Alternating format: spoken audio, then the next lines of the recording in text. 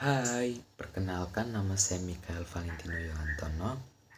Saya dari kelas 10 IPS 1, absen 22. Pada kesempatan ini saya akan bercerita tentang sosok yang sangat terkenal, asalnya dari Indonesia. Beliau dikenal luas karena menjadi juri di ajang memasak MasterChef Indonesia dari season 1 hingga season ke-9. Beliau juga mahir dalam memasak masakan Jepang, masakan Prancis, dan masakan Indonesia.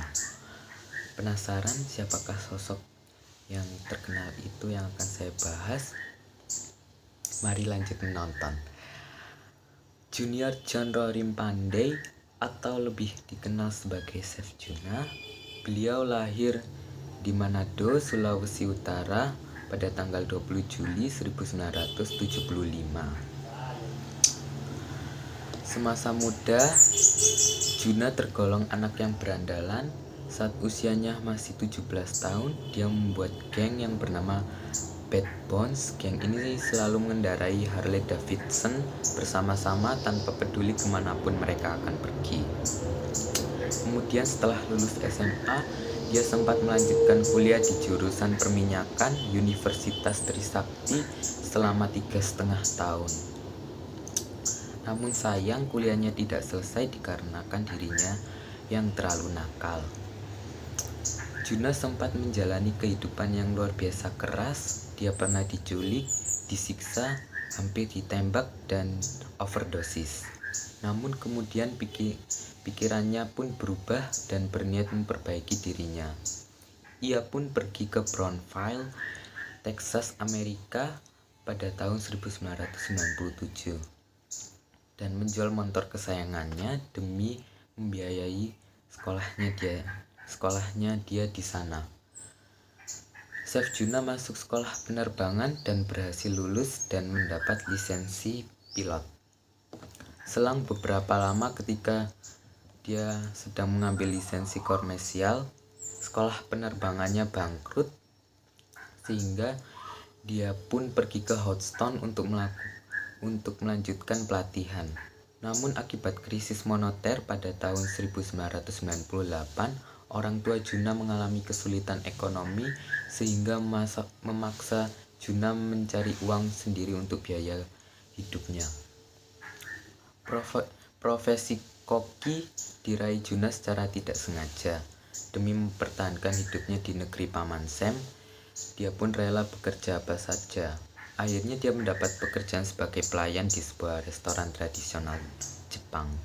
Selang beberapa lama, Master Sushi di tempatnya bekerja menawari Juna untuk menjadi muridnya.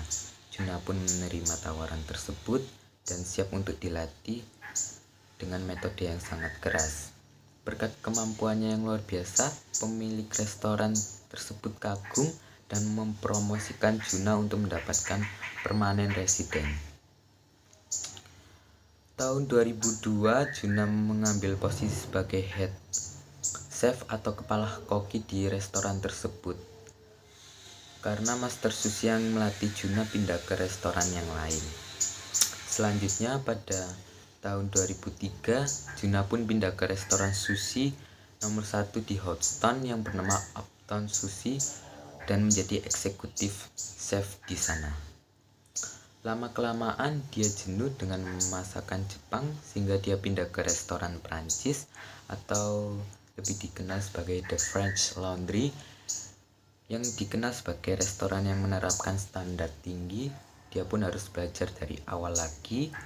Di sana dia dididik sangat keras agar makanannya yang dihasilkan terlihat cantik, rapi, dan menarik, tetapi enak dan memiliki gizi yang baik. Restoran ini akan memberikan hukuman terhadap kesalahan yang dilakukan kokinya, walaupun kesalahan yang diperbuatnya sepele. Saat pulang ke Indonesia, ia pun menunjukkan performa yang luar biasa sebagai chef. Dia tahu bagaimana menciptakan suasana memasak yang tepat sehingga hasil yang dicapai pun maksimal.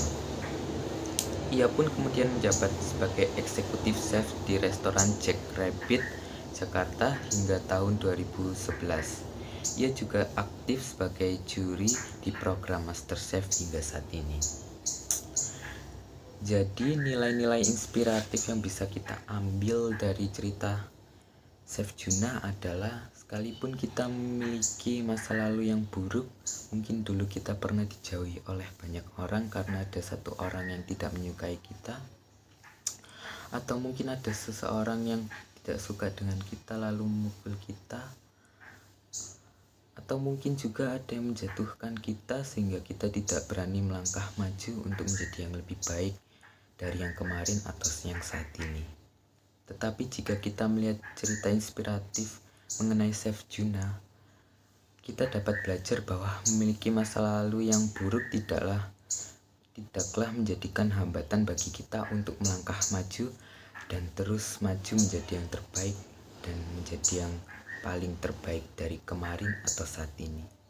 Sekian dari presentasi saya. Apabila ada kesalahan dalam bertutur kata, saya mohon maaf. Saya akhiri. Selamat pagi dan terima kasih.